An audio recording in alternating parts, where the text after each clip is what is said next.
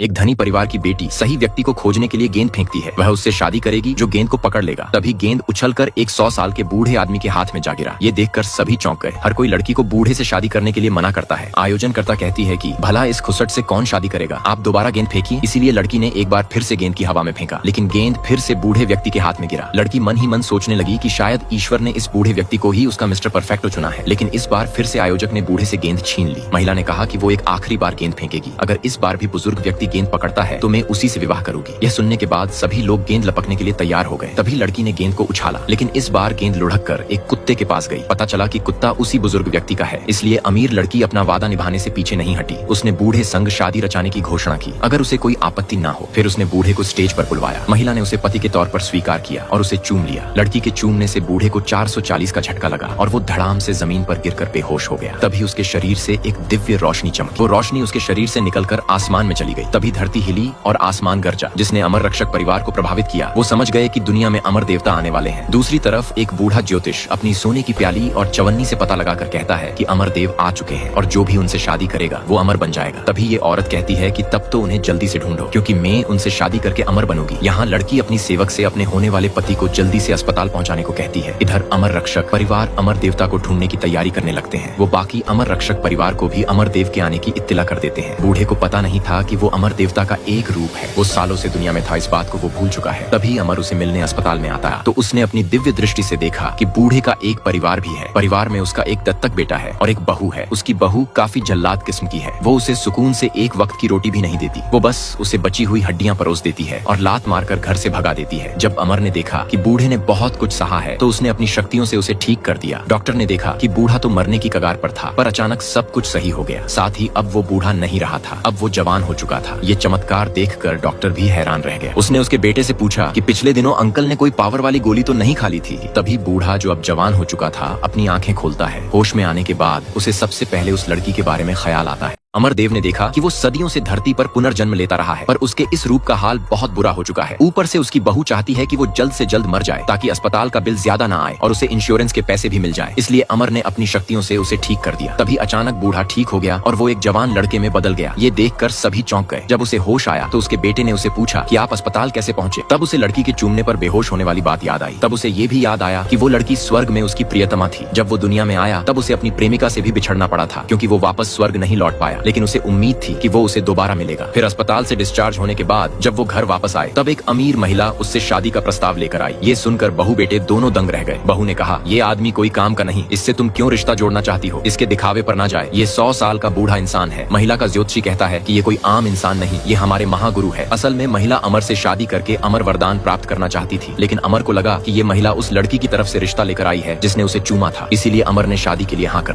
अचानक इस लड़की का बैग सरक कर सड़क के बीच में चला गया। जब वो उसे लेने के लिए भागी तभी सामने से एक कार आ गई। कार चालक उसे बचाने के लिए जोर से ब्रेक लगाता है। वो टकराने ही वाली थी कि तभी उसका कुत्ता उसे धक्का देकर वहां से हटाकर खुद कार से टकरा जाता है। तभी एकदम से समय रुक गया। लड़की की जान बच गई, लेकिन कार वाला आदमी मर चुका था। उसकी आत्मा उसके शरीर से बाहर आ गई। साथ ही में कुत्ता भी मर चुका था, उसकी भी आत्मा शरीर से बाहर आ गई। आदमी ने देखा कि वो मर चुका है और उसकी आत्मा शरीर से बाहर है, और ऐसा ही कुत्ते के साथ भी हुआ है। आदमी ने कुत्ते से पूछा कि हम अपने शरीर में वापस कैसे जाएं? कुत्ता कहता है कि इस ग्रहण की घड़ी के खत्म होने के बाद हम शरीर में जा सकेंगे, लेकिन मैं देख पा रहा कि तुम्हारा बच पाना मुश्किल है। कुत्ता कहता है कि मैं तुम्हारी जगह ले सकता हूँ और तुम्हें अपनी आत्मा दे सकता हूँ, लेकिन तुम्हें मेरी मालकिन के प्यार में पड़कर उससे शादी करना होगा, तभी मैं शरीर में वापस लौट सकूंगा। आदमी कहता है, मैं वादा करता हूँ, मैं तुम्हें अवश्य बचा लूंगा। उसके बाद कुत्ते की आत्मा आदमी के शरीर में चली जाती है। तभी समय फिर से नॉर्मल हो जाता है। अब कुत्ता आदमी के रूप में दोबारा जीवित हो चुका था।